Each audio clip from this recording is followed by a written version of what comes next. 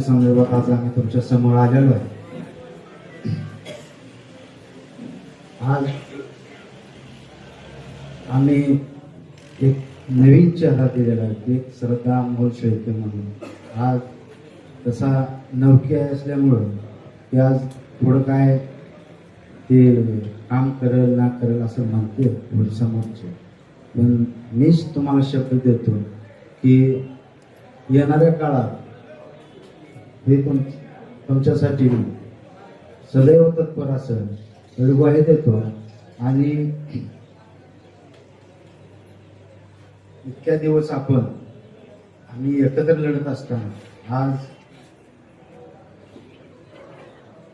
बाळदादा आमच्या सोबत आले, कारण मी तिथंच आहे. ज्यावेळेस आबांसोबत होतो आज मी आबांसोबतच आहे.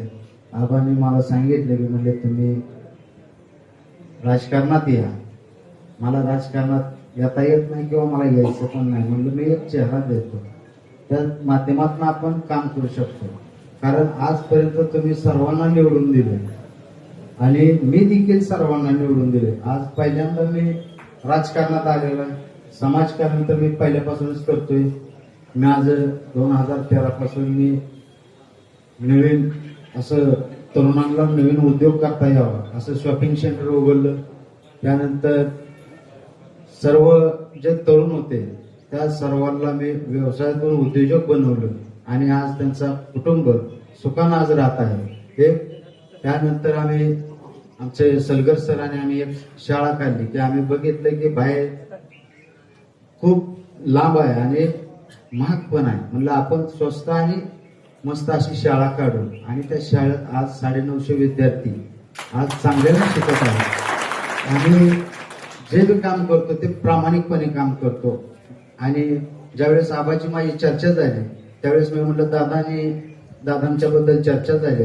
मी म्हटलं दादांना घ्यायला काहीच अडचण नाही, कारण त्या माणसानं कधीही कोणाचं नुकसान केलेलं नाही किंवा कोणाचं 2 रुपये मध्ये खाल्लेलं नाही. ती एखादी स्कीम आणली त्याच्यात देखील कुठलीही गोष्ट न मागता त्या माणसानं सरळ सरळ जनतेची कामं केलेली आहे.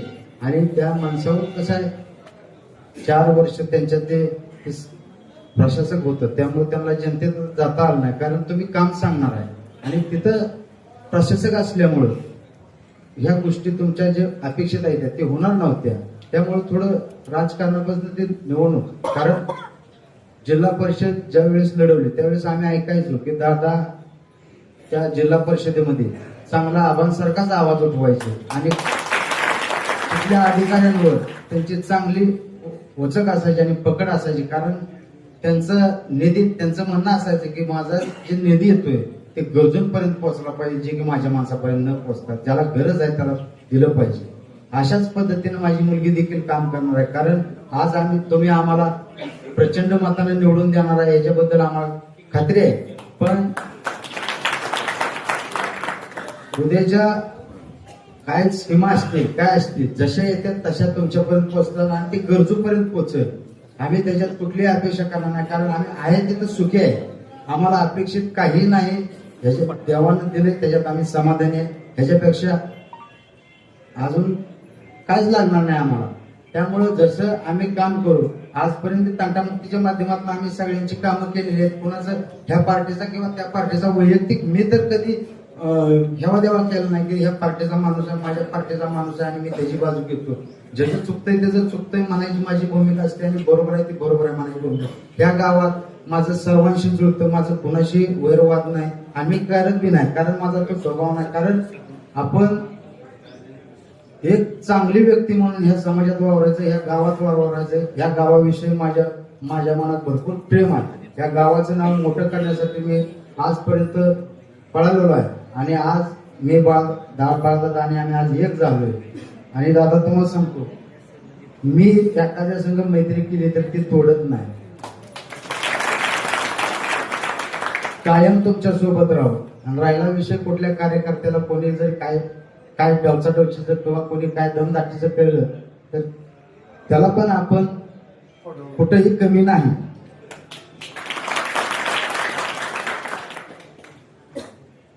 आणि आपण राजकारण करत असताना आम्ही कोणावरही टीका करणार नाही, कारण टीका करायचा आमचा उद्देश नाही, टीका करण्यासाठी बी आम्ही राजकारणात आलो नाही. आम्ही आता समाजसेवा करायची, त्या समाजसेवेसाठी आम्ही राजकारणात आलोय.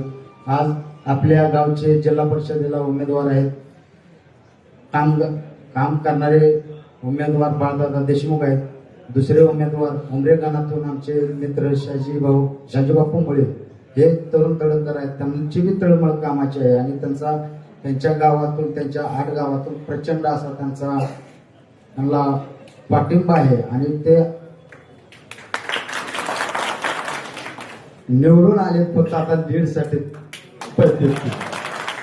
आणि तिसरा उमेदवार माझी मुलगी आहे, तिला एकदा तुम्ही संधी द्यावी आणि त्या संधीचं सोन आम्ही 5 वर्ष नाही, ते 5 वर्षानं रिटायर होईल, पण आम्ही कायम तुमच्यापर्यंत, जोपर्यंत मी आहे तोपर्यंत तुमची सेवा करायसाठी मी तत्पर. या तिन्ही उमेदवाराला तुम्ही भरपूर मताने निवडून द्यावं एवढीच अपेक्षा करतो आणि थांबतो. जय हिंद, जय महाराष्ट्र. बेधडक आणि रोखठोक बातम्या पाहण्यासाठी करकम सुपरफास्ट न्यूज चॅनलला सबस्क्राईब करा व बेल आयकॉनवरती क्लिक करून नोटिफिकेशन ऑन करा.